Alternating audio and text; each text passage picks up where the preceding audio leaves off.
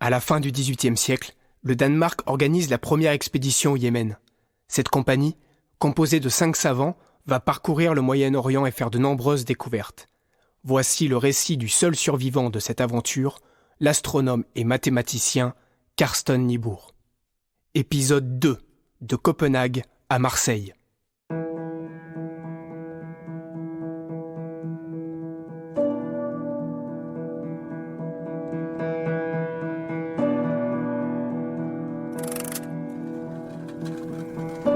Le courrier danois de Copenhague, 12 janvier 1761.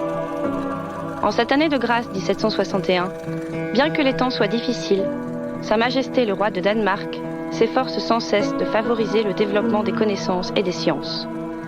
Aussi a-t-elle décidé d'envoyer, à bord du vaisseau de ligne le Groenland, une compagnie de savants qui devra traverser l'Égypte pour gagner l'Arabie heureuse. Le retour en Europe se fera par le Moyen-Orient, dans le but de procéder, partout où elle se trouvera, et pour le plus grand bien de la science, à de nouvelles découvertes et observations.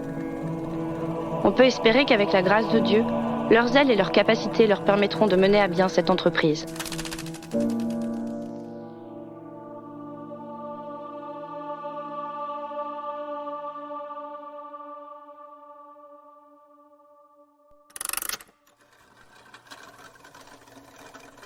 Lettre de Forchkål au ministre des Affaires étrangères, 15 mai 1761.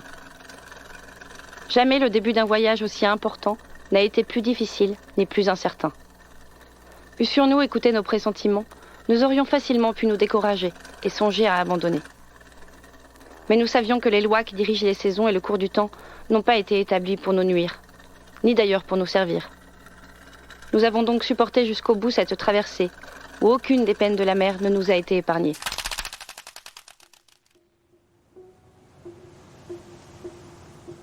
Nous sommes le 4 janvier 1761. Le commandant du Groenland, Fisker, nous reçoit, et notre grand voyage vers le Yémen peut commencer. Une légère brise du sud nous pousse jusqu'à Elseneur en une journée. Le 26, nous sommes en vue du Skagerrak, le passage nord du Danemark vers la mer du Nord. Le vent vire à la tempête. L'orage est si violent que nous ne pouvons allumer de feu à bord. Nous perdons alors un matelot. La tempête l'arrachant de sa tour de vigie, l'obscurité de la nuit, autant que la violence des vagues, nous ont interdit de le sauver.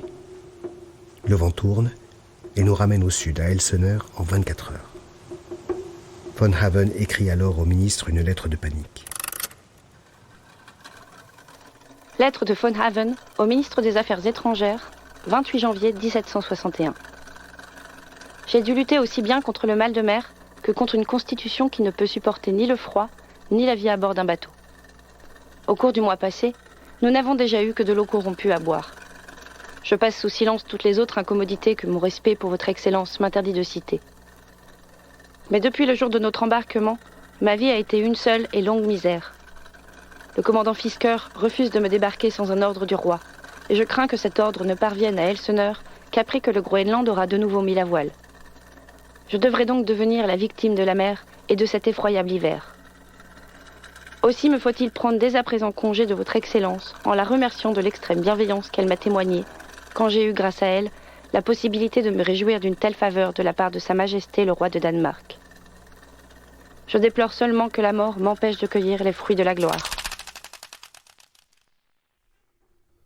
Le lendemain, le roi autorise Von Haven à quitter le navire et à faire le voyage jusqu'à Marseille par la terre.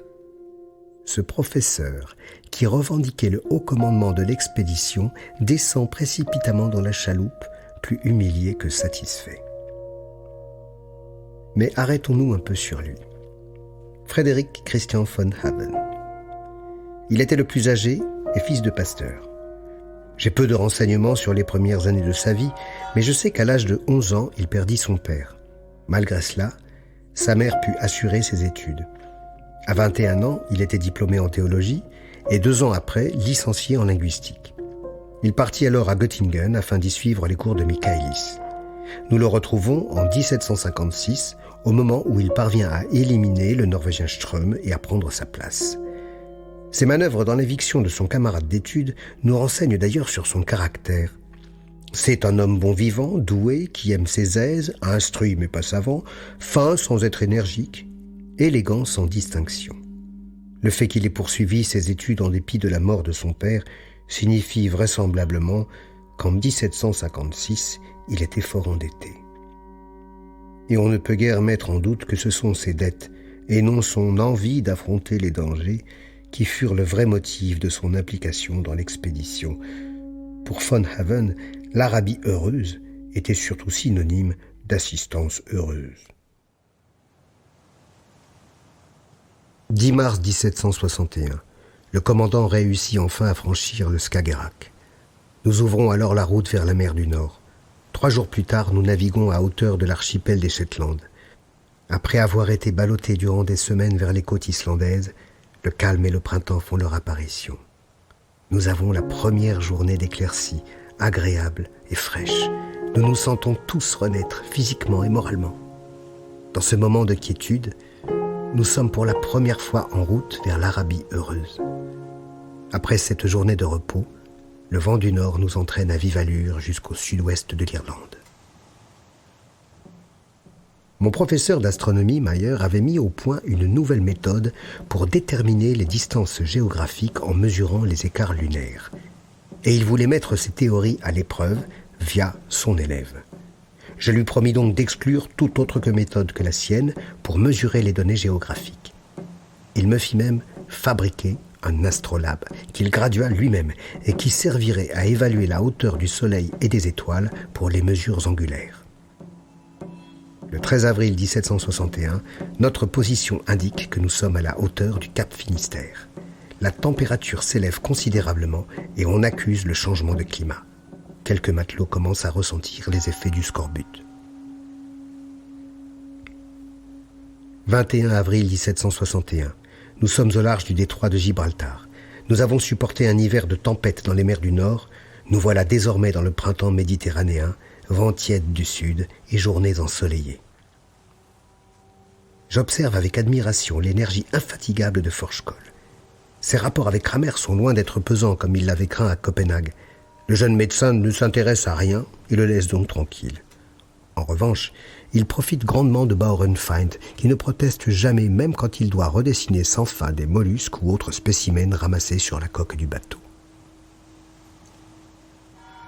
13 mai 1761. Le vaisseau amiral le Groenland jette enfin l'ancre au port de Marseille. Forchkoll se rend à terre en partie pour botaniser, mais surtout pour aller jusqu'à l'université de Montpellier.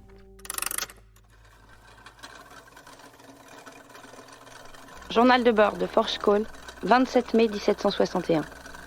Les célèbres botanistes François de Sauvage et Antoine Gouenne me reçoivent avec la cordialité que ma personnalité et mon titre pouvaient me faire espérer.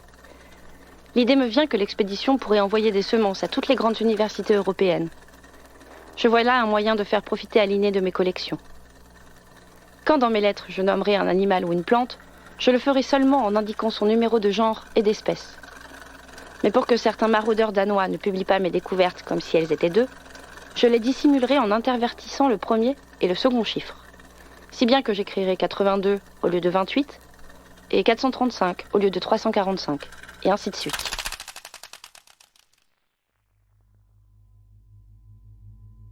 Il envoie aussitôt une lettre au ministre Bernstorff pour suggérer que l'expédition pourrait faire parvenir des semences aux universités.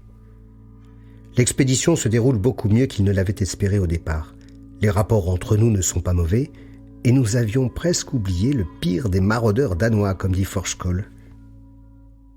Quand l'expédition débarque à Marseille, après 2 mois de navigation, le professeur von Haven est déjà sur place.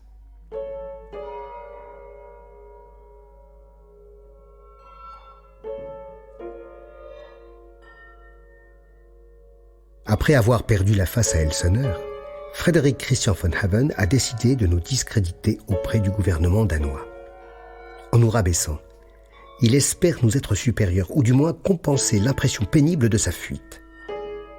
À peine de retour à Copenhague, il a réclamé le renvoi de Baurenfeind, personne vulgaire et sans culture, et il a renouvelé l'exigence d'être nommé chef de l'expédition, alors que le gouvernement lui a déjà opposé un refus humiliant.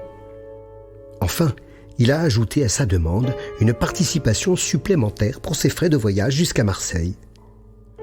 La seule chose qu'il obtiendra sera l'argent.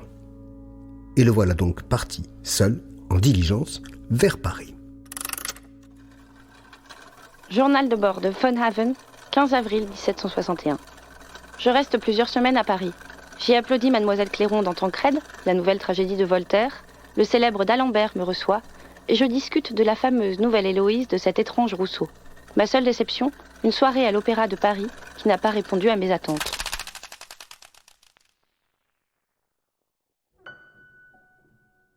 Fin avril, Von Haven n'a plus d'excuses en réserve pour de nouveaux retards et part donc pour Marseille où il arrive début mai. Nous le retrouvons une semaine plus tard.